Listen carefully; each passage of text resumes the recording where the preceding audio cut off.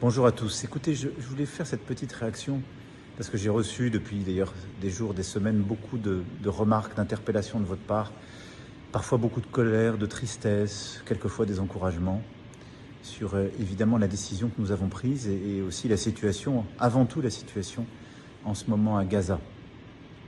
Alors je voulais vous dire que comme vous, j'ai été blessé, heurté et partagé la douleur de toutes les familles de victimes et d'otages du 7 octobre 2023. Que nous n'en oublions aucune. Il y a quelques jours encore, ici même dans ce bureau, j'étais aux côtés de certaines de ces familles. Je n'oublie absolument pas la peine, la souffrance, la détresse de toutes les familles de victimes de Gaza et ceux qui vivent aujourd'hui sous les bombardements sans avoir accès à l'aide humanitaire. Et au fond, toutes les vies se valent et derrière ça, nous avons des vies volées, des vies emportées, des gens qui souffrent. Et ce que nous voulons, ce que veut la France, c'est la paix. Ce que veut la France, c'est un cessez-le-feu immédiat. Ce que veut la France, c'est que les 48 otages soient libérés sans délai. Ce que veut la France, c'est le retour de l'aide humanitaire à Gaza. Ce que veut la France, c'est un jour d'après possible à Gaza, avec le Hamas démantelé et écarté du pouvoir.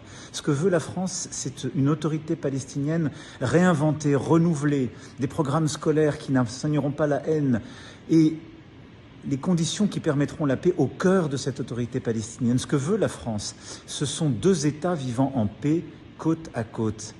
Un État d'Israël qui reconnaît un État de Palestine, un État de Palestine qui reconnaît un État d'Israël, un État de Palestine qui sera démilitarisé et qui vivra en paix aux côtés d'Israël. C'est cela ce que nous allons faire le 22 septembre à New York. Cette reconnaissance, c'est le début d'un chemin.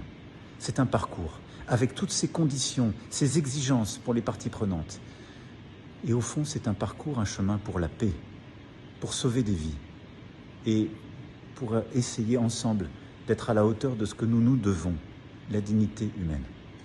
Merci beaucoup.